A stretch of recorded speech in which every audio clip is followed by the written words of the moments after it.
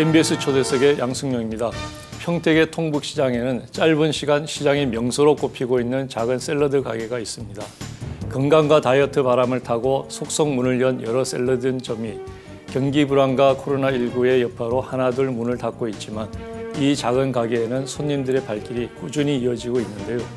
비결은 직접 키워서 당일 아침에 갓 수확한 신선한 채소로 건강한 샐러드를 내놓는 독특한 전략 덕분이라는데요. 청년 농업인 OMG 마켓의 최린 대표와 함께 톡톡 튀는 농업 이야기 나눠보겠습니다.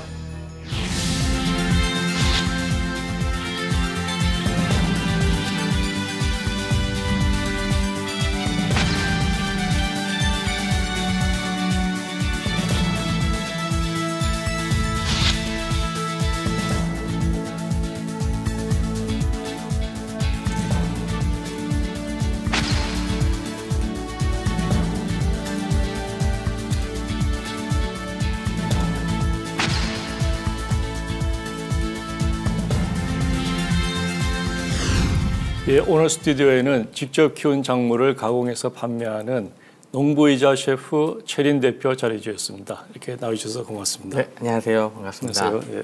우선 지금 경영을 하고 있는 농장 또 식당이라고 불러야 되나요? 샐러드바 간단하게 소개를 좀 해주시죠. 네, 저는 평택에서 이제 청년 창업농으로 이제 1기로 선정이 돼서 이제 평택 통북시장 근처에 농지에서 이제 300평짜리 이제 스마트팜 시스템으로 해가지고 샐러드 채소를 키우고 있고 그 샐러드 채소를 키우는 걸로 샐러드 가게를 이제 운영하고 있는 이제 최린이라고. 그렇군요. 자, 농사짓는 셰프로 이렇게 소개를 했는데요.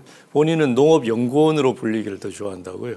네, 왜냐하면 이제 농업 쪽을 제가 이제 공부를 하면서 이제 각 지역을 맡으러 다니다 보면은 이제 선배 농업인분들이나 아니면 다른 분들을 이렇게 만날 때 이제 명함을 주고받거나 하거나 이제 그러잖아요. 근데 그냥 농부입니다 하는 거랑 이제 제가 농업연구원이다 얘기하면은 그 대하시는 분들이 뭐 이렇게 얘기를 하시더라고요. 근데 제 생각에는 모든 농업인들이 다 농업연구원이라는 생각이 드는데 우리나라 분들이 좀 농사짓는 분들이 너무 겸손하셔서 그냥 농부라고 그냥 하시는 것 같아서 저는 그런 자긍심을 가지고 있기 때문에 저는 농업연구원이라고 이제 얘기를 하고 다닙니다. 농업에 방점을 뒀다 이런 뜻이고, 네, 그렇죠. 연구원에 방점을 뒀기보다 농업에 이제 사명감이 있기 때문에, 네, 얼마나 중요한 건지를 보여주고 싶어서 이제 그렇게 하고 있습니다. 그렇군요.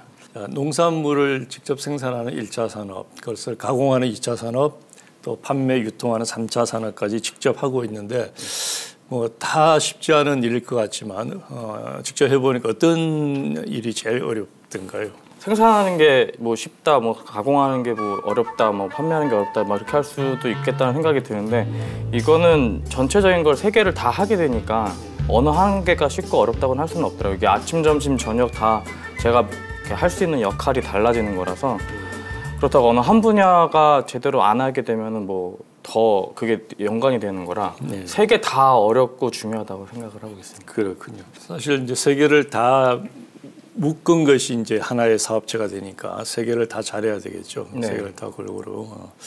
자, 그런데 그 시간 배분을 해야 되지 않겠습니까? 이제 그 농장을 직접 경영하는 것과 또 샐러드 바를 경영하는 시간 배분이 있을 텐데 그 시간 배분을 어떻게 하고 있습니까? 일단 농업을 한 분들은 이제 새벽에 아침에 일찍 일어나시잖아요. 그러니까 농장에서 아침에 새벽에 일찍 가지고 수확하는 건 1~2시간 정도 새벽에 지금 해 뜨는 시간이 5시 반 정도니까 5시 반부터 한 7시 반 정도까지 농장에 가서 샐러드 채소 수확하고 농장 정리하고 그 다음에 이제 바로 이제 매장으로 가서 매장에서 이제 농장에서 수확한 거 바로 커팅하고 매장 청소하고 준비하고 11시에 매장 오픈해서 8시까지 이제 클로징 할 때까지 거기서 계속 손님 접대하고 판매하고 이제 그러고 있습니다. 그러니까 하루 온종일을 농장하고 샐러드 바에서 다 보내는군요. 그렇죠. 네, 그렇게 아침부터 저녁까지를 계속 매일매일 반복하고 있습니다.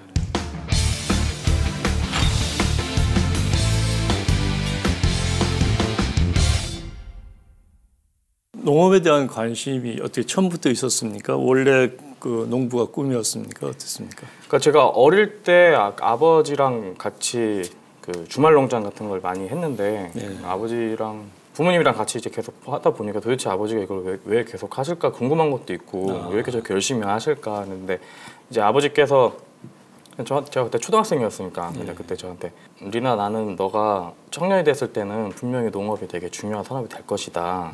뭐 지금은 뭐 경영학, 뭐 의사, 뭐 판사, 변호사 이런 게 중요하다 생각할지 모르지만 농업이 분명히 너가 청년이 됐을 때 되게 중요할 거다. 왜 그러냐면 지금 뭐 저 북한도 봐라 막 농사 못 져가지고 쌀 부족하다 우리나라에서 쌀 보내주고 그렇죠. 막 기근 생기면 다 먹고 사는 거 어려워지는데 산업이 시간이 갈수록 점점 그 식량 작물 키우는 농업의 기술이 되게 중요할 것이다. 어느 나라를 가도 농업은 다 그 업을 네가 가질 수 있는 거고 너만이 가질 수 있는 기술이다. 그래서 굳이 우리나라가 아니더라도 너가 그 농업에 대한 공부를 하게 되면은 이 나라 저 나라를 가서든 특히 뭐 우리나라를 위해서라도 너가 뭔가 도움이 되는 그런 일을 했으면 좋겠다는 생각을 해서 그때 어린 나이에 그냥 그게 귀에 띡 박혀가지고 아 나는 그러면 이 다음에 커서 농업인이 돼야 되겠다. 이제 그렇게 생각을 해서 이제 농업을 이제 대학교를 자연스럽게 선택을 하게 됐습니다. 대학에서는 무엇을 전공을 했습니까? 대학에서는 이제 식물자원과학과라고 이제 농대인데요. 거기서 이제 농업에 대한 모든 기본적인 거를 싹 다 배우게 됐습니다. 자, 농부를 꿈꾸던 이제 소년이 자연스럽게 농대를 이제 진학을 했는데 농대를 이제 졸업하고 나서 바로 그 농부가 됐습니까? 그 농대를 이제 졸업하기 전에 이제 농업 컨설팅 회사에 이제 회사를 들어가가지고 전국 돌아다니면서 처음이니까 막 농업 기술 같은 것도 많이 알려드리고 배우기도 하고 컨설팅도 해드리고 이제 막 그러다가 이제 러시아로 이제 파견을 나갔어요. 러시아 연해주 쪽으로요. 국제학교에서 이제 교사로 있으면서 이제 농업 기술을 같이 이제 교육해주고 우리나라 농업 비닐하우스 같은 거 시설 같은 거 러시아에 거기다가 갖다 농업인들한테 고려인들이 있거든요.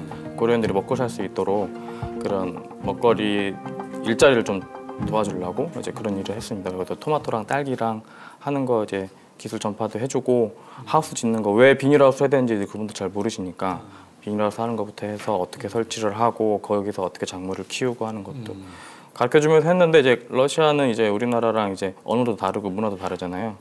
그래서 제가 그때 제일 어려가지고 이제 러시아 언어를 이제 거의 7년 동안 열심히 배우고 문화도 배우고 이제 그러면서 조금씩 그 사람들의 말이 통하고 러시아말 하게 되니까 말도 통하면서 이제 슬슬 농업 같은 것도 제가 이제 몸으로 직접 뛰면서 보여줬거든요. 하우스 하는 거 보여주고 육묘하는 것부터 해가지고 물은 이렇게 해야 된다 저렇게 된다.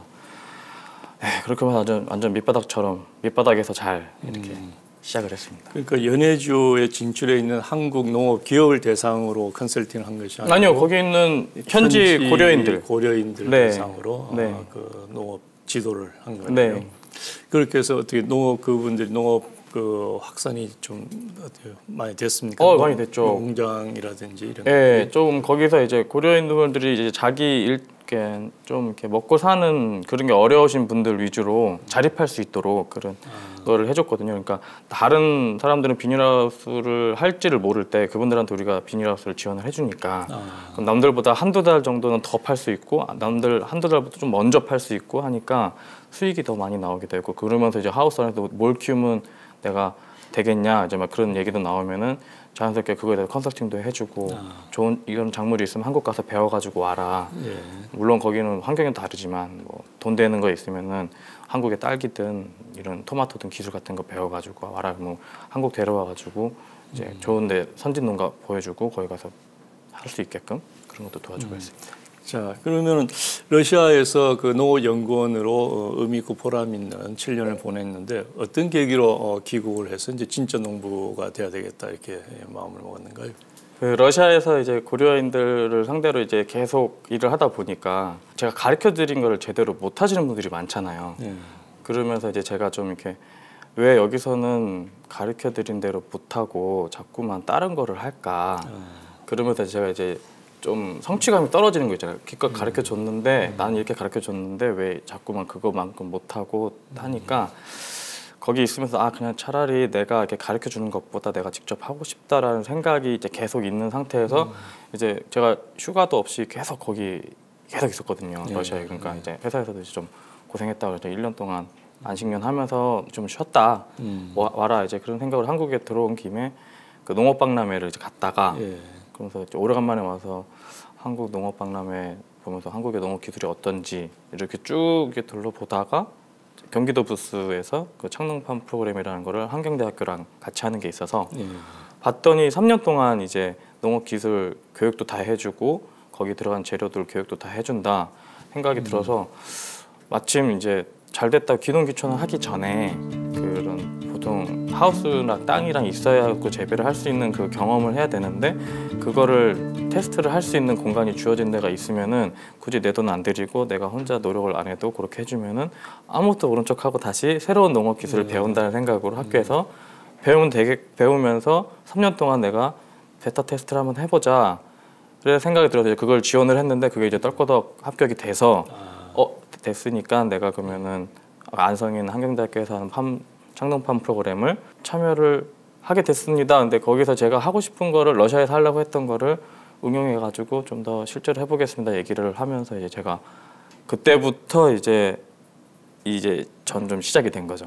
러시아에서 정착을 해서 직접 내가 거기서 꿈을 한번 만들어 보겠다 이런 그 여건이나 생각은 없었던가요? 러시아에서도 하고는 싶었어요. 이제 언어도 많이 배웠고 문화도 배웠고 아는 사람들 많이 생겨서 직접 하면 좋겠다. 그런데 거기가 너무 환경이 그러니까 외국인한테 너무 그 어려운 게 되게 많았어요. 그래가지고 국적을 완전 바꾸지 않는 이상은 거기서 사업을 하기에는 너무 어려운 게 있어서 굳이 그렇게까지 하는 것보다는 이제 국내 내가 여기서 좀 고생을 했으니까 나중에 한국 들어가서 하면은 더 잘하겠다는 생각이 들어서 한국에서 이제 국내에서 먼저 해보자 이제 그런 마음으로 이제 시작을 하게 됐어요. 그렇군요. 예. 그래서 이제 귀국을 해서 창농 지원 프로그램에 선정이 되고 이제 예비 농업인으로서 이제 스타트를 했는데 이제 작목 선정을 해야 되지 않습니까? 네. 예. 이제 어떤 기준으로 어떤 작목을 선정했는가요? 교수님도 아시겠지만 기농 기촌이든 창업이든 다 아이템이 되게 중요하잖아요. 그럼 이제 비즈니스 모델을 짜야 되는데 토마토나 딸기나 뭐 다른 작물들 같은 경우 막 3개월, 뭐 6개월, 어떤 건 1년, 어떤 건 막 3년 걸리잖아요. 그래서 저는 제일 황금성이 좋고 제일 빨리 자라고 제일 뭐 이렇게 특별하게 안 해도 되는 작물이 뭘까를 생각했더니 샐러드 채소인 거예요. 그러면 걔네들이 심으면 한 2주 뒤면은 다 나오니까 그러면은 그거 가지고 내 주변 사람이든 아는 분들이든 내가 팔면은 최소한의 현금은 1,000원, 2,000원씩은 내가 벌 수 있잖아요. 그럼 그 생산량 가지고 내가 먹고 살 수 있는 거는 그런 작물이구나 싶어서 이제 그 샐러드 채소를 이제 선택을 하면서 이제 시작을 하게 된 거죠. 그러니까 생산에서부터 수익까지에 걸리는 시간이 가장 짧고 회전율이 가장 높은 연중 생산도 가능하고 연중 생산도 가능하고 네. 그렇군요. 자, 러시아에서 농업연구원으로 많은 사람들을 이제 지도도 해보고 또 나름대로 큰 꿈이나 자신감이 있었을 텐데 실제로 이제 귀국을 해서 내 농장을 해보니까 어떻든가요? 생각대로 어떻게 뭐 순조롭게 잘 진행이 됐습니까? 많이 힘들었죠. 이게 이제 그 안성 지역에서 그 환경에 맞게 이제 농업을 시작을 해야 되는 거잖아요. 그 지역의 환경에 적응을 해야 되고 그 시설 짓느라고 보통 농사가 한 4월, 5월 달 그때쯤에 시작을 늦어도 그때는 해야 되는데 8월 달, 9월 달쯤에 이제 시설이 다 만들어진 거예요. 그러면 다 그러니까 그 뒤늦게 이제 심었더니 이제 첫 겨울 때 갑자기 한파에 11월 말쯤에 갑자기 한파가 확 와가지고 하우스 찢어져가지고 찬바람 막 다 들어와가지고 물탱크 다 얼고 작물도 싹 다 얼어버리고 이게 이제 스마트팜이 없는 시스템이었으니까 그게 찢어졌는지도 모르고 저는 그냥 집에 있었던 거죠. 그냥 비닐하우스였어요. 네, 근데 그냥 일기예보에서 갑자기 한파가 왔다. 그리고 그 다음날 아침에 일찍 가봤더니 다 얼어서 다 죽어버려서 11월 달에 그랬으니까 11월, 12월, 1월, 2월, 3월, 4월까지 그거 청소하고 정리하고 새로 준비하고 하우스 다시 비닐 찢어진 거 하고 물탱크 다 걸고 그러고 나서 다시 또 5월 달, 6월 달에 다시 또 시작했더니 여름에는 또 폭염 오고 벌레 들어오고 농약 안 치고 하니까 또 막 죽고 새로 씻고 하느라고 상상 이상의 이제 일들이 막 벌어져. 어떨 땐 단수돼가지고 물펌프 터져가지고 물이 막 이렇게 나오고 막 물바다 돼가지고 막 그런 일도 있었어요. 농사를 짓는 분들은 아마 그런 일들이 다반사로 있는 일일 것 같은데 컨설턴트 농업연구원으로 지도를 할 때는 그런 것이 심각하게 와닿지 않았던가요? 그 컨설턴트 하기 전에도 이미 농업에 대한 기본적인 건 알고 있었지만은 그게 제 농장이잖아요. 그렇죠. 그러니까 내가 직접 다 관리를 하고 케어를 해야 되는 건데 그렇게까지 해야 되는지는 제가 그때 처음 본 거죠. 그러니까 왜 농업인들이 24시간 계속 하우스 옆에 붙어서 사는지를 그때 이제 뼈저리게 아는 거죠. 그렇죠. 실제로 겪어봤더니 와 이제 이러면서 그렇군요. 그래서 그 농업 생산이 안정적으로 될 때까지는 어느 정도 시간이 걸렸던가요? 팜쉐어 하면서 이제 그게 3년 동안 하면서 제가 이제 청년 창업농 이제 선정이 되기까지 한 4년 정도 걸린 것 같아요. 그것까지 다 포함해 지금까지. 예. 왜냐면 보통 농업은 데스밸리가 5년이잖아요 기본이. 근데 저는 지금 이제 농업 경영체 등록이 돼가지고 한지 이제 3년 차니까 되게 오랜 시간이 좀 필요했습니다. 그래서 지금은 이제 농업 생산은 이제 어느 정도 안정이 됐다, 안정적으로 생산이 가능하다. 올해부터는 이제 농업 환경적인 게 다 이제 준비가 돼서 올해부터는 조금 이렇게 안정적으로 지금 재배가 되고 있어서 생산량이 네. 좀 나오고 있어서. 얘기를 듣다 보니까 이제 일하는 모습이 궁금해지는데요. 평택에 있는 농장의 모습이 영상으로 준비됐다고 그러네요. 한번 보실까요? 자, 소개를 좀 해주시죠. 저기 뒤쪽에 있는 하우스가 300평짜리 하우스고 이쪽에 오른쪽에 이제 샐러드 채소를 다품종 소량으로 하고 있습니다. 이건 케일 같은 거 이제 키우고 있습니다. 지금 이제 재배하는 쌈채들이 쭉 나오고 있고 지금 수경 재배는 아니고 저건 토경 재배. 네, 토경 재배를 하고 한쪽에서는 이제 샐러드 채소를 하고 있고 반대편은 이제 토마토랑 가지랑 파프리카 이제 그런 거를 지금 이제 키우고 있습니다. 혼자서 지금 모든 일을 다 하는 건가요? 네, 근데 그 평소 그렇게 넓지는 않으니까 아침에 새벽에 일찍 가서 저렇게 이제 손도 지르고 뭐 도와주시는 부모님, 예, 부모님은 이렇게 아침에 다양한 종류가 많으니까 필요한 만큼만 딱딱딱딱. 그 농업을 하겠다고 했을 때 부모님들 반응은 어떠셨는가요? 얘가 진짜 농업을 계속 할래나 이제 이러면서 이제 기대는 계속 하고 있었죠. 근데 제가 계속 농업을 졸업하고 나서 계속 농업을 하니까 제가 정말 농사를 하려나 보다. 근데 진짜 농업인이 되고 하니까 지금은 계속 응원해주고 있습니다. 농업 생산은 이제 안정적으로 이제 할 수 있는데 이제 더 중요한 문제는 이 생산된 농산물을 이제 제값받고 잘 팔아야 되는 거 아니겠습니까? 네. 지금 판매는 어떻게 이제 그 어떤 전략으로 판매를 했는가요? 그러니까 제가 맨 처음에 그 창농팜 프로그램 하기 이전에 경기도 농업기술센터에서 하는 기농기촌 심화 코스라는 데가 있었어요. 거기서 교육을 받을 때 농업 비즈니스 모델을 짠 게 있었거든요. 예. 그 계획대로 이제 하려고 하면은 이제 오프라인 매장이 이제 그러니까 판로가 필요한 거잖아요. 예. 근데 그때 매장이 제가 있어가지고 매장이 있으면 좋겠다라는 생각을 하고 판로를 있었습니다. 직접 내가 만들어야 되겠다. 네. 오케이. 조그맣게 해서 이게 조금씩 이게 내가 스스로 조금씩 판로부터 해야지 한꺼번에 확 하면은 비용이 너무 많이 드니까. 그렇게 생각해서 계획을 짜놓은 상태에서 오프라인 매장을 알아보는 도중에 이제 경기도랑 그 소상공인진흥공단에서 하는 이제 청년몰 사업이 있었어요. 그래서 그게 평택시 통북시장에 있어가지고 마감하기 전날 이제 지나가다가 발견하고 얼른 서류를 만들어서 이제 지원을 했고 이제 거기 이제 선정이 돼가지고 아주 조그만 매장에서 이제 그 OMG 팜마켓이라는 이제 그런 플랫폼을 이제 만들게 된 거죠. OMG 팜마켓. 네. 예. 그 이름은 어떤 의미를 가지고 있는가요? 제가 이제 농업을 이제 처음으로 시작을 하면서 제일 큰 소원이 뭐냐면 내 농장이 있으면 좋겠다라는 거였거든요. 그러니까 오 마이 그린하우스. 오 마이 그린하우스. 네. 내 비닐하우스. 네, 내 농장. 네, 이제 내 농장. 그런 의미로 이제 이렇게.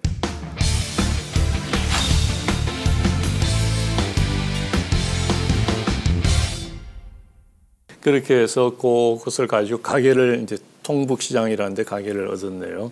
그 가게는 어떤 사업을 하는 가게인가요? 이제 소상공인진흥공단이랑 이제 평택시에서 하는 이제 전통시장 활성화 사업 중에 하나예요. 이제 그 전통시장이 많이 이제 피폐되어 있으니까 거기에다가 이제 청년 상인들을 모집을 해서 거기 좀 활성화 시키려고 하는 걸 이제 39세 미만 청년들한테 처음 창업하시는 분들한테 그걸 지원을 해주는 건데. 그것도 이제 한 1년 정도 임대료 지원을 해주고 인테리어 비용도 좀 지원도 해주고 한다고 하니까 이제 저 입장에서 엄청 좋은 거잖아요. 처음 창업하는 사람한테는 그러니까 농업 쪽은 그렇다 치고 이걸 이제 판매 쪽으로 봤을 때는 이런 사업이 좋은 거니까 지원을 이제 했죠. 이거 되면 진짜 좋겠다. 그러면 1년 동안은 그래도 그 지원을 받는 게 있으니까 그동안 내가 열심히 노력을 하면은 그거는 잘 버티면서 할 수 있지 않을까. 그러면 농장에서 생산된 거 가지고 앞에서 팔든 뭐 하게 되면 제 주소가 생기고 제 사업자가 생기니까 법적으로 판매가 되는 거잖아요. 그러니까 그래서 정말 좋은 거다 싶어서 이제 그 사업을 선정 꼭 됐으면 좋겠다 이래가지고 지원을 하게 됐죠. 그래서 이제 선정이 네. 됐네요. 그래서 그 이제 샐러드 바를 하겠다 이렇게 마음을 먹었잖아요. 네. 자, 샐러드 바를 선택한 이유가 있었을 텐데. 그 샐러드 바를 이제 선정하게 된 거는 이제 샐러드 채소를 제가 이제 키우는 걸 작목을 선택을 했으면은 이제 주 고객이 어디인지를 이제 봐야 되잖아요. 그때 당시만 이제 샐러드를 많이 드시는 분들은 20, 30대 여성분이신데 이 채소를 사시는 분은 나이 많으신 여자분들이시고 커팅해가지고 샐러드를 해서 하면 젊으신 여성분들이 드시는 거니까 그러면 이제 그거에 맞게끔 하려면 제 매장에서는 샐러드를 맛있게 만들어서 판매를 하는 걸로 해야 여성분들이 와서 드셔보시고 맛이 좋으면은 그 내 거 농산물도 판매를 하면 좋겠다라는 이제 그런 비즈니스 모델을 이제 짠 거죠. 자, 이제 농사일 하나만 해도 쉽지 않은데 이제 가게를 열어서 이제 직접 샐러드를 운영하는 두 가지 일을 병행하는 것이 어떻습니까? 그게 시너지가 일어나는 건가요? 아니면 둘 다 더 힘이 드는 그런 일인가요? 두 가지가 다 이제 시너지 효과가 있다고 봅니다. 왜냐하면 농업 생산만 하는 거랑 팔로가 하는 걸 솔직히 농업인들이 따로따로 하셨잖아요. 그렇죠. 나는 농업인들은 생산만 해. 근데 최근 들어서 이제 두 개를 같이 하면 좋겠다라는 거를 많이 하셨는데 저 같은 경우에는 생산을 같이 하면서 생산물이 좋고 내가 어떻게 키우는지를 알잖아요. 그럼 제가 아침에 새벽에 일찍 가서 따오는 거다. 이거는 어떤 작물이고 어떻게 키우는 거다를 알고 있는 상태에서 그거를 아는 사람이 마케팅 판매까지 하니까 고객들한테 대할 때 여기 채소도 몇 가지가 들어가 있고 이거는 어떤 인증 뭐 GAP 인증을 받은 거고 새벽에 따온 겁니다. 제가 따온 거예요. 이렇게 스토리가 되니까 아무 생각 없이 그냥 이렇게 전통시장 바로 옆에 붙어 있으니까 채소들도 많이 팔잖아요. 그런 채소랑 이 채소랑 뭐가 다른지를 제가 스토리텔링이 되는 거죠. 도움은 되지만 이제 시간이나 노동력이나 이것은 뭐 훨씬 강도가 세져졌을 것 같은데, 자, 그 샐러드 바가 처음부터 어떻게 잘 성공적으로 정착을 했습니까? 아니면 거기도 또 신고식을 거쳤습니까? 엄청난 신고식이 있었습니다. 예, 그게 창업은 또 3년이 데스밸리잖아요. 수익을 내기도 어렵고 정착하기도 어려운 그 기본이 있는 거라서 창업하고 진짜 그 매장에서 한 지는 이제 1년 차 됐을 때 그때 아까 말씀드렸던 농장에 한파 와가지고 얼어 죽고 근데 그때 제 채소가 아니라 제 채소가 안 나오니까 다른 거 무농약 채소를 받아가지고 딱 하루 손님을 받았는데 고객님이 와서 단골손님 딱 먹어보더니 이거 사장님 채소 아니죠? 딱 이러시는 거예요. 맛을 딱 아시고 그래서 깜짝 놀라가지고 예 맞습니다 그랬더니 채소가 맛이 없어요 딱 이러는 거예요. 그래가지고 그날 바로 문 닫고 다시 봄에 열었다가 이제 여름에 또 이제 아까처럼 벌레랑 그런 것 때문에 또 한 3개월 또 문 닫고 폭염 때문에 다 이제 녹아가지고 죽고 그래서 다시 모종 심어가지고 또 11월 달에 다시 문 열고 그래서 거의 2년 동안 계속 마이너스 또 나오고 그래가지고 너무 이제 먹고 살기가 어려워지니까 아르바이트도 하고 이제 뭐 이렇게 여기저기 일할 수 있는데 가가지고 일당 받고 일하는 것도 하면서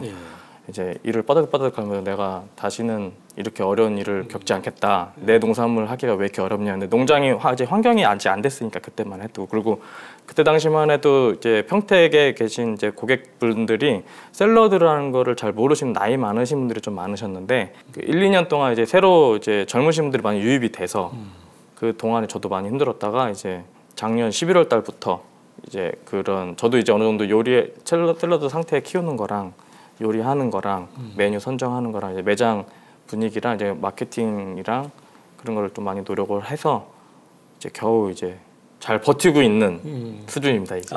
지금은 이제 버티는 수준인가요? 네, 잘 뭐 성공도 아니고 그 이제 그 3년의 데스밸리의 마지막 3년 차를 마지막을 일을 빠드득 갈면서 이제 하고 있습니다. 어떻습니까? 지금 이 이제 마지막 그 데스밸리를 죽음의 계곡을 이제 무사히 넘으면은 성공할 수 있는 어떤 전망이 보인다 이렇게 판단이 되는 걸? 성공이란 단어는 저한테는 되게 좀 먼 것 같고요. 그냥 네. 그 데스밸리 이제 겨우 이제 나왔으면 이제 그때부터가 이제 그런 사업의 시작인 거고 농업은 아직 5년 중에서 이제 3년 차가 되고 있는 거라서 아직 2년이 더 남았잖아요. 이제 앞으로 농업 쪽에 제 농장에서 뭔 일이 또 벌어질지를 모르니까 기후 변화나 뭐 어떤 환경이 달라질지 몰라서 그렇군요. 이제 겸손한 마음으로 아직 2년이 더 남았다. 이제 매장에서 아무리 잘 돼도 이 농장 관리랑 품질 관리 내가 더 잘해야 되겠다. 그런 마인드로 더 어떤 일이 다가올지를 좀 더 긴장하면서 기다리고 있습니다. 아직까지는 이를 악물고 긴장하면서 최선을 다하는 그런 단계다. 그렇군요. 자, 당일 아침에 수확한 채소로 만든 쌈채. 그 뭐 신선함 당연할 것이고 맛도 좋을 것 같은데 그 시장 한켠에 자리 잡은 OMG 팜마켓 한번 구경을 한번 해보실까요? 네, 한번 보시죠. 저희가 이제 평택 통북시장에 있는 청년숲이라는 곳이고 여기가 이제 제 매장입니다. OMG 팜마켓이라고 저렇게 조그맣게 돼 있고요. 안에 내부는 이제 오픈 키친으로 이렇게 돼 있습니다. 그렇군요. 예. 좀 아기자기하고 예쁜 매장이네요. 저렇게 아침에 세척까지 다 해가지고 탈수된 거를 바로 커팅을 해가지고 이제 샐러드 채소를 이제 준비를 하고 있는 모습입니다. 그렇군요. 재료는 신선해도 좀 투박하고 아마추어 같은 이런 느낌을 주는 것 같은데 그것이 마케팅적으로 오히려 장점이 될 수 있을까요? 그렇죠. 왜냐하면 저렇게 좀 되는 샐러드 가게가 많이 없으니까 그래가지고 이제 드셔보시는 분들도 다른 데랑 채소가 다르고 뭐 커팅된 모양이나 제공된 게 다르다고 생각을 하시니까 또 좋아하시는 것 같습니다. 지금 모든 재료가 다 그 농장에서 재배된. 그렇죠. 샐러드 채소는 전부 다 이제 제가 한 11가지 정도 이제 섞어서 지금 하고 있고요.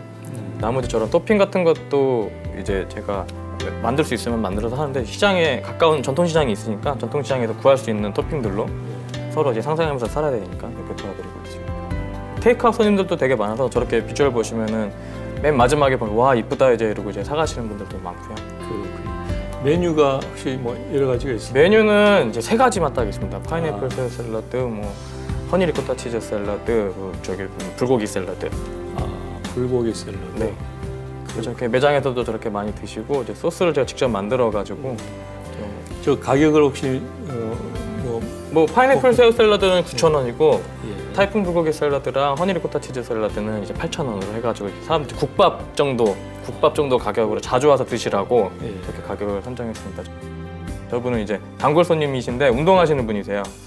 그래가지고 저렇게 자주 오셔가지고 제 거 샐러드 많이 드셔주십니다. 자, 하루에 그 샐러드 판매량을 40인분으로 한정을 했더라고요. 뭐 얼마 전 한 20인분에서 이제 좀 늘렸는데 그걸 좀 이제 많이 늘릴수록 그 우리가 이제 규모의 경제라고 하지 않습니까? 그래서 수익성도 좀 좋아질 것 같은데 40인분을 한정하는 이유는 어떤 농장의 생산 능력 때문에 그런가요? 아니면은 뭐 그 매장의 어떤 능력 때문에 그런가요? 여러 가지가 좀 복합적이었어요. 왜냐면 처음에는 20인분만 했거든요. 그러니까 그게 하루에 20인분을 다 판매를 한다는 생각이었는데 그게 8,000원짜리 샐러드를 20인분을 판매를 매일을 하게 되면은 한 하루에 16만 원 정도, 20만 원 정도거든요. 그거를 매일 20인분을 다 판매를 할 때 그 수익 매출이랑 그 수익이 저한테는 괜찮으니까. 왜냐면 그 데스벨을 3년을 버티기에는 그 정도 가격이 딱 좋아가지고 그렇게 20인분만 했는데 이제 점점 고객님들이 많이 찾아오시니까 올해부터 작년 11월 달부터는 이제 좀 2배로 늘렸어요. 왜냐면 손님들이 너무 많이 찾아주셔서 너무 매진됐다 그러면 또 막 아쉬워하시고 그래가지고 늘려가고 있는데 그거에 맞게 또 이제 농장에서 생산이 되는 양이나 수확해가지고 제가 작업하는 양이랑 그게 같이 들어가니까 그거에 수요에 맞춰가지고 제가 조금씩 이렇게 늘려가고 있습니다. 40인분은 다 팔리는 걸? 네, 거의 뭐 많이 팔리고 그게 샐러드로만 1인당 하나씩 했을 때 기준인 거고 한 분이 막 2개 드실 때도 있고 아니면은 이제 샐러드 드신 분들이 채소가 맛있으니까 채소만 따로 사갈게요 하시는 분들한테는 채소만 따로 또 판매도 하고. 자, 농사든 가게 운영이든 이제 기본을 지킨다 이런 말이 쉽지 않은 것인데 결국은 이제 수익성일 텐데 수익성은 어떻게 만족하시는 거예요? 가게 운영을 하는데? 제가 그 한국 들어와가지고 여러 박람회랑 그 창업 관련해서 조사를 할 때 그 프랜차이즈 박람회를 갔었거든요. 그럼 되게 잘 나가는 뭐 수익이 많이 나는 매장에 막 매출 분석하는 거 보면 식자재가 거의 40%고 임대료가 나머지에다 인건비까지 하면 매출이 1억이 나와도 실제 순소득은 얼마 안 되더라고요. 그렇죠. 그런데 제가 농사를 지어서 그 식자재 40%에서 많은 부분을 제가 생산을 할 수 있으면 그 40%분의 이익이 저한테 오는 거잖아요. 그러니까 그거를 제가 잡아버리고 하니까 그리고 또 그 청년몰이라는 그 사업을 통해서 임대료가 다른 데보다는 저렴한 데로 하니까 고정 지출이랑 그 지속 계속 매인으로 들어가는 그런 재료값이 킵이 되니까 그 수익률이 훨씬 더 높죠. 근데 그 상태에서 이제 제가 그 가격을 정하는 거잖아요. 근데 제가 이제 내 거는 좀 비싸게 팔 수도 있다. 나는 다른 데랑은 좀 다르다. 왜냐면 농약을 안 치면서 내가 직접 키운 거다. 맛이 다르다라는 그런 걸 마케팅을 계속 하니까 수익률이 이제 점점 이제 높아지는 거죠. 왜냐하면 기본 다른 데는 뭐 다른 데서 유통해서 사가지고 오는 걸로 하잖아요. 그럼 거기서 가격을 올리면 그만큼 이게 떨어지는데 이게 계속 퀄리티가 유지가 되고 물량도 계속 계속 여름 되면은 이제 샐러드 채소 가격이 막 10배까지 뛰거든요. 근데 저는 농장에서 그게 그 저렴한 가격으로 계속 나오니까 그때 이제 수익성이 훨씬 더 이제 확 달라지는 거죠. 자, 아까 이제 농지를 첫 번째 임대가 면적이 어느 정도라고 했어요? 1,400평. 1,400평. 네. 자, 규모가 어떻습니까? 규모가 좀 더 필요하다 이런 것이 느껴지는가요? 아니면 그 정도 규모로 지금 유지를 해야 된다 이렇게 하는가요? 농업은 뭐 규모의 경제라고들 많이 하시고 하지만은 이제 농업인이 되려면은 농업 경영체 등록은 300평부터거든요. 근데 저는 이제 처음 이제 청년 창업농이잖아요. 농업에 처음 시작하는 사람한테 1,400평 땅을 임대를 받았는데 너무 넓은 거예요. 그리고 제가 샐러드 채소를 하는데 300평에다가 하우스를 지어놓고 하는 것도 청년 창업농이랑 저처럼 처음 시작하시는 분들한테는 귀농귀촌을 하시거나 그런 분들한테는 300평도 충분하다. 왜냐하면 더 이게 밭작물 같은 경우에 이게 더 평수가 넓어지게 되면은 더 노력하는 노동력도 많이 들어가고 투입비도 많이 들어가야 되고 관리비도 많이 들어가기 때문에 일상생활을 하기가 어려운 이제 그런 지경이 되지 않을까 싶어서 저는 모든 그런 거를 최소한으로 해서 300평으로 해서 시작을 하고 있습니다. 그렇군요. 그러니까 임대는 1,400평이지만 지금 이제 농사를 짓는 것은 하우스는 이제 300평 규모로 하고 있고 그 300평의 비닐하우스의 가게가 지금 하나인 거죠. 네. 어떻습니까? 가게 하나로 그 규모를 맞출 수 있는가요? 아니면 가게가 좀 더 확장이 될 필요가 있다 이렇게 느끼는 거예요? 지금은 그 매장 하나만으로도 충분한 것 같고요. 그 매장의 위치가 이게 마케팅 상으로는 되게 안 좋은 최악의 조건에 있어서 이게 유동인구도 많이 없고 전통시장 바로 옆에 붙어 있으니까 그 젊으신 분들이 찾아오기가 되게 많이 접근성은 떨어져요. 그렇군요. 예. 그래서 만약에 이 매장이 만약에 조금 더 유동인구가 많고 젊은 사람들이 많이 찾는 뭐 이대 앞이나 뭐 대학교 근처나 뭐 그 약간 시내 쪽으로만 나가면은 아마 이 300평 정도에서 아마 계속 생산도 해야 될 것이고 그 매장도 계속 조금 더 늘려나가야 되지 않을까라는 생각이 듭니다. 수요에 맞춰서 농장의 생산을 늘려야 된다 저는 생각을 하거든요. 왜냐면 저는 계속 생산을 하는데 생산량 많은데 판매가 안 되고 수요가 없는데 굳이 이거를 300평에서 막 1000평으로 늘릴 필요는 없잖아요. 그리고 너무 많아지면 또 고객님들 자체가 저기는 아무데나 막 나오는 거야라는 생각이 있는데 저의 농장은 조그마니까 생산량이 얼마큼 있고 하루에 리미티드를 더 가지고 뭐 20인분만 팝니다, 40인분만 팝니다 하면 고객님들이 더 저 맛있는 샐러드 채소는 빨리 가서 먹어야 된다는 그런 게 생기니까 다른 그런 농장이나 다른 마케팅이랑 좀 더 차별화가 돼서 더 좋은 것 같습니다. 오늘도 정장을 아주 멋있게 입고 오셨네요. 자, 얼마 전까지만 해도 농사를 지을 때도 정장을 입고 지었다. 이건 좀 독특한 그런 캐릭터인 것 같아요. 그 어떤 이유가 있었을 텐데. 그 이유는 이제 제가 그 창농팜 프로그램을 할 때는 다맥 수경 재배를 하면서 흙을 안 쓰고 이제 수경 재배를 했잖아요. 그럼 아래 이제 시트를 다 깔고 이제 흙이 없었어요. 그러면서 이제 제가 이제 매장이 평택에 있으니까 아침에 새벽에 일찍 농장에 가서 수확을 해서 바로 매장을 가야 됐거든요. 그러니까 제가 복장을 좀 깔끔하게 입고 바로 손님을 맞이하면 좋잖아요. 왜냐면 농장에서 일하는 편한 농장이 만약 흙이 있고 막 좀 환경이 안 좋으면은 그런 복장으로 못 가는데 그냥 서가지고 바로바로 따가지고 필요한 만큼만 따가지고 바로 매장에 가서 이 상태로 바로 고객 서비스를 하면 되니까 이런 복장을 하게 됐고 또 이제 정장이라는 게 고객한테 대할 때 이렇게 입고 대하는 거랑 뭐 너무 좀 편한 장사하시는 분들처럼 편하게 입고 대하는 거랑은 이제 고객님들이 왔을 때 이제 신뢰감도 다르고 이 사람은 뭔데 이렇게 깔끔하게 입고 있을까 이제 그런 게 있는 거니까 그런 것 때문에 제가 이제 정장을 그때 당시 환경이 그냥 그래서 또 여러 가지 또 생각이 있어서 또 이렇게 하게 됐습니다. 농사 일을 하면서 옷차림까지 이제 신경을 쓴다면은 뭐 모르는 사람들 농사 참 편하게 짓는다 뭐 이렇게 얘기를 할 수 있을 것 같은데요. 저는 이제 그 얘기를 들으면서 그 물 위에 이제 떠 있는 백조가 생각이 났습니다. 백조가 우아하게 물 위에 있지만 그 물 밑에서는 참 엄청나게 많은 그 물길들이 있을 텐데요. 어떻습니까? 그렇게 뭐 해석해도 되는 건가요? 그렇죠. 이게 농업은 솔직히 흙에서 일하는 거고 농장에서 노동으로 이제 하는 건데 그런 생산하고 노력하는 거를 솔직히 다른 분들 많이 모르시잖아요. 그렇죠. 근데 겉에 드러나는 거는 농산물을 생산해서 판매를 했을 때 그 가격이랑 뭐 어떤 농장에서 하는지 보여주는 건데 제가 이제 저렇게 이렇게 옷을 깔끔하게 입고 해왔다가 이제 농장에서 지금은 좀 이렇게 편하게 입고 농사를 짓고 있지만 그래도 매장에 갈 때는 깔끔하게 입고 이제 머리도 단정하게 하고 그리고 이제 대하는 거는 그만큼 정말 그 오리처럼 아래 보이지 않는 곳에서는 열심히 노력을 하고 있는데 겉으로 드러날 때는 이게 존중받는 사람이 되고 싶고 좀 저 사람은 도대체 뭐 하는 사람일까라는 고객들한테 그런 질문을 받을 수 있을 만큼 내가 노력을 해야 그만큼 훨씬 더 이제 좀 효과가 좀 있지 않을까 싶어서 이렇게 하고 있습니다. 존중받는 농부 아마 가장 그 큰 꿈이 아닐까 싶으네요. 네, 그렇죠.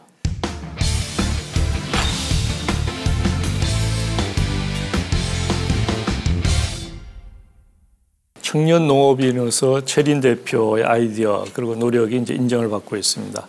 농업진흥원 창업 아이디어 경진대회에서 우수상을 받으셨고 지난해에는 전국 청년 농업인을 대표해서 문재인 대통령과 농업인 간담회 초청을 받아서 또 자랑을 하기도 했는데 그때 소감이 어땠습니까? 그때는 이제 청년 창업로 1기로 첫 해였었는데 내가 거기를 초대받아도 되나 싶을 정도로 다 농업계 잔뼈 굵으신 분들이 다 오셨는데 제가 거기 이렇게 초대를 받아서 좀 열심히 해야 되겠구나, 여기 부른 이유가 있겠지, 초대한 이유가 있겠지 하면서 좀 더 이렇게 농업에 대한 사명감을 가지고 저분들처럼 이제 돼야 되겠다, 이제 그런 마인드를 가지게 됐습니다. 혹시 그 대통령께서 뭐 질문이나 뭐 얘기를 해주시던가요? 저는 뭐 그런 건 아니었고 그냥 제가 그분한테 인사할 때가 있어가지고 가가지고 제가 청년 그 사업 중에 공약 중에 하나였으니까 청년 창업농 1기입니다. 그냥 인사 이렇게 꾹꾹 했더니 그러냐고 이러면서 그러구나 이렇게 지나갔는데 너무 기분이 좋았죠. 그랬군요. 창업을 꿈꾸는 이제 많은 후배들이라고 할까요? 또 뭐 그 예비 농업인들이 상담차 가게도 많이 올 것 같은데 그렇습니까? 네, 실제로 기농기촌 하시는 분들이나 아니면 뭐 샐러드 가게를 하려고 하시는 분들이 자주 오세요. 그러면 제가 이제 농업을 너무 이렇게 쉽게 생각해서 오신 분들도 계시고 아예 모르고 그냥 장사만 하려고 오신 분들도 계시고 그러니까 너무 이렇게 따로따로 오시는 분들이 많거든요. 그런 분들 계시면은 이제 가족이 하려고 하는 건지 아니면 자기가 하고 싶은 건지 배우려고 하는 건지 그런 걸 이제 농업에 대해서 제가 경험한 게 있으니까 그런 걸 이제 조금씩 이제 설명을 해드리고 하면은 그분들한테 농업 기농기촌도 이제 회사 다니는 것처럼 계획을 다 짜고 공부도 하고 마케팅 공부도 해야 되고 혼자서는 못하고 내가 하고 싶은 게 아니라 고객이 원하는 걸 해야 된다, 사업이 되는 아이템을 잘 구해라, 이제 그런 거를 제가 이제 컨설팅을 많이 해드리고 있습니다. 자, 단기간에 본인만의 성공 스토리, 창업 스토리, 성공은 아직 아니라고 했으니까 창업 스토리를 갖게 된 우리 청년 농업인 최린 대표의 장점 중에 하나가 끊임없이 도전하고 고민하고 노력하는 뭐 그런 것일 것 같은데 지금 하는 고민이 있습니까 혹시? 지금은 이제 창업 이제 3년차 데스벨 이제 끝나가면서 기존에 있던 메뉴들 말고 신메뉴들도 새로운 이제 사업 아이템을 계속 고민을 하고 있는 상태고요. 그렇게 되면 이제 매장도 조금 늘려야 되는, 매장 위치도 이제 조금 더 마케팅이나 판로 확장을 위해서는 생각도 있고, 이제 사실 고객님들이 온라인 판매는 왜 안 해요? 이제 그렇게 하시거든요. 그러면 이제 저는 이제 오프라인이 잘 돼가지고 그게 돼야지 온라인이 된다는 기본이 가지고 있거든요. 왜냐면 온라인 너무 잘 되면 또 오프라인은 또 안 되니까. 그래가지고 그런 사업 매장을 좀 늘리는 거랑, 매장이 늘게 되면 이제 판로가 늘게 될 것이고, 그러면 이제 농장에서 생산 양도 조절을 해야 되잖아요. 그럼 저 당연히 직원도 뽑아야 되고 이제 하는 거라서 그런 복합적인 생각으로 해서 좀 사업을 확장을 해야 되는 건지, 아니면은 괜히 또 지금 잠깐 이렇게 좋은 거 같다고 잘 버티고 있는 거 성공도 아닌데 괜히 확장했다가 더 힘들어지고 어려워지는 그런 케이스를 많이 봤기 때문에 아직 제가 5년의 농업의 데스밸리 중에 지금 있는 상황이라 조심조심 하면서 이거를 늘릴까 말까를 지금 계속 연구를 하고 시장 조사도 하고, 요즘 또 코로나 때문에 또 한창 어려운 상태라 그런 걸 좀 미래를 보려고 좀 책도 많이 보고 이렇게 시장 분석도 많이 하면서 고민을 지금 많이 하고 있습니다. 자, 트렌드를 읽는 젊은 농업인 최린 대표가 이제 우리 농업의 새 바람을 가져오고 또 새로운 어떤 케이스 모델이 될 수 있을 것 같은데요. 우리 최 대표가 꿈꾸는 최종적인 목표 뭐 이런 것이 무엇일까요? 최종적인 목표는 제 매장 이름이 OMG 팜마켓이잖아요. 각 지역 8도에 OMG 팜마켓이라는 매장을 차려서 그 지역의 특산물들로 활용해서 음식도 만들어서 판매를 하는 레스토랑이랑 거기에서 들어간 여러 가지 재료들이나 특산물, 지역의 청년 농업인들이나 강소농들이나 그런 지역의 특산물들을 신선하게 바로바로 직거래로 판매를 할 수 있는 그런 매장을랑 그런 사업을 하는 게 아주 먼 계획입니다. 그렇군요. 아주 멋진 계획인 것 같으네요. 감사합니다. 자, 처음 호칭에 대한 질문에 이제 농업연구원으로 불리기 쉽고 머리를 쓰는 농업인이 되고 싶다고 했는데 현재 농부이자 셰프로서 그렇게 되기 위해서 어떤 철학을 가지고 농업을 하고 있는가요? 머리를 쓰는 농업 경영인이 되자고 하는 게 슬로건이기도 하고 매장 이제 슬로건 자체가 이제 에브리데이 프레시이기도 하고 그러면서 농장 자체도 이제 스마트팜으로 운영을 하잖아요. 그러면은 이제 제가 농업인 모든 분들 다 똑같을 거예요. 매년마다 환경이랑 싸우고 또 환경에 적응도 하는 것도 있고 여러 가지 그 판로랑 유통이랑 이런 거를 막 신경 쓰시는 것도 있고 하는데 그런 것들을 제가 다 종합해서 항상 배워가는 그런 농업 경영인으로서 이렇게 하면서 보면 자연스럽게 어떤 분한테 농업 경영인이라고 불리는 것도 좋지만 농업 하시는 분들한테는 근데 어떨 때는 이제 농업 연구원으로서 진짜 어떤 다른 그러니까 농업을 모르시는 이제 진짜 연구하시는 분들한테 제가 데이터를 기반으로 해서 얘기를 할 때 모든 농업인들을 대신 해가지고 좋은 의견을 서로 나누고 제가 제 스마트팜을 이제 운영을 하면서 느낀 게 여러 가지 데이터도 있고 매장에서의 데이터들도 있잖아요. 이제 그런 거를 통해서 농업 경영인으로서 또 스마트파머로서 앞으로 미래 환경 변화나 이제 여러 가지 유통이나 판로 같은 거 변화를 대비를 할 때 진짜 좀 더 연구를 하고 생산해가지고 하는 그런 사업가가 될 수 있는 그러려면 항상 공부해야 되잖아요. 배우고 그렇죠. 농업진흥청에서 항상 이렇게 좋은 기술 같은 거 나왔다고 뭘 빨리빨리 받아가지고 적용해가지고 더 노력하려고 하고 그런 모습을 보여야 된다는 그런 가치관이 있기 때문에 매일매일 배우고 공부하고 하는 그런 생각으로 지금 살고 있습니다. 그렇군요. 네. 항상 배우고 고민하고 노력하는 그런 농업인이 되고 싶다 이런 말씀이셨습니다. 자, 마지막으로 요즘 참 우리 청년 세대들이 굉장히 어렵지 않습니까? 취업도 어렵고 여러 가지가 살기 어려운 특히 이제 코로나 때문에 더 답답하고 이런 그래서 그 미래에 대한 고민도 많을 것 같고 이럴 것 같습니다. 선배 사업가 선배 청년 농업인 뭐 이런 입장에서 우리 그 젊은 세대들한테 해주고 싶은 후배나 동료들한테 해주고 싶은 얘기가 있을 것 같은데요. 그 어떤 얘기를 하고 싶은지 한번 해주시죠. 농업은 진짜 그 사명감이 있어야 되는 거잖아요. 이게 식량 산업이기 때문에 그러니까 서울에서 뭐 아니면 도시 생활하다가 농사나 져야지 이런 그런 마인드로는 절대 안 될 것 같고요. 왜냐하면 농업이라는 것 자체가 외국에서는 되게 존중받는 직업이고 공부를 많이 받는 이렇게 존중을 많이 받는 그런 직종인 이유가 엄청나게 공부도 많이 해야 되고 많이 노력을 하는 게 있거든요. 그렇죠. 근데 우리 청년 농업인들이 기존에 선배분들이 농업이 되게 보수적이긴 하지만 그 사람 자체가 진입장벽도 좀 어려울 때도 있고 적응하기도 어렵고 하지만은 그거는 어느 산업 분야에서도 진입장벽도 있고 어려운 게 있지만 앞으로 이렇게 후배 청년 농업인들이나 지금 농업인들 아니면 창업을 하려고 창업농을 준비하시는 분들은 좀 더 계획을 잘 짜고 더 많이 내가 배우겠다 라떼는 말이야 이런 게 아니라 내가 도시에선 뭐 했는데 뭐 젊었을 땐 뭐 했는데 이런 게 아니라 나는 농업의 모든 기반을 대해서 다 배우겠다.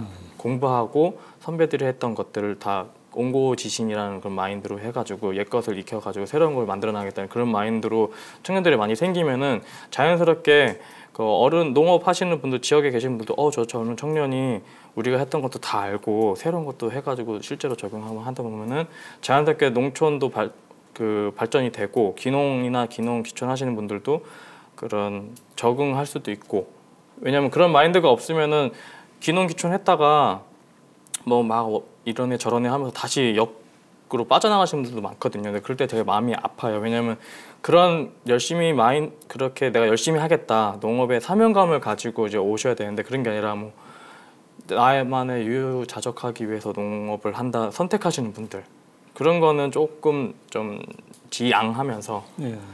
청년 농업인으로서 좀 더 이렇게 국가의 농업에 내가 발전에 이바지하겠다는 그런 마인드를 가지고 많은 분들이 저 말고도 이제 더 훌륭하신 분들이 더 오셔서 농업 발전을 기여를 하실 수 있으면 좋겠습니다. 그 청년 농업인, 셰프 또 뭐 사업가 뭐 여러 가지 타이틀로 불릴 수 있을 만큼 참 욕심도 많고 또 의욕도 많은 우리 그 최린 대표가 꾸는 그 꿈이 꼭 이루어질 수 있도록 응원하겠습니다. 감사합니다. 옆에서 잘 지켜보겠습니다. 오늘 나와주셔서 고맙습니다. 네, 감사합니다. 농부 농업인 하면 어떤 이미지가 떠오르시나요? 아마도 좀 투박하지만 성실하게 흙과 더불어 땀투성이가 된 모습을 떠올리는 분들이 많을 듯합니다. 그러나 둘러보면 농업의 모습은 다양해졌습니다. 지역 농산물로 잼을 만들어 장애인들의 좋은 일자리를 만드는 사회적 기업도 있고 농업의 이모저모를 유튜브로 알리는 온라인 농부도 있습니다. 기본을 지키되 고정된 틀을 깨고 농업인의 모습, 농업의 영역을 확장해가는 이들이 더 많아지기를 응원해 봅니다. 함께해 주신 여러분 고맙습니다.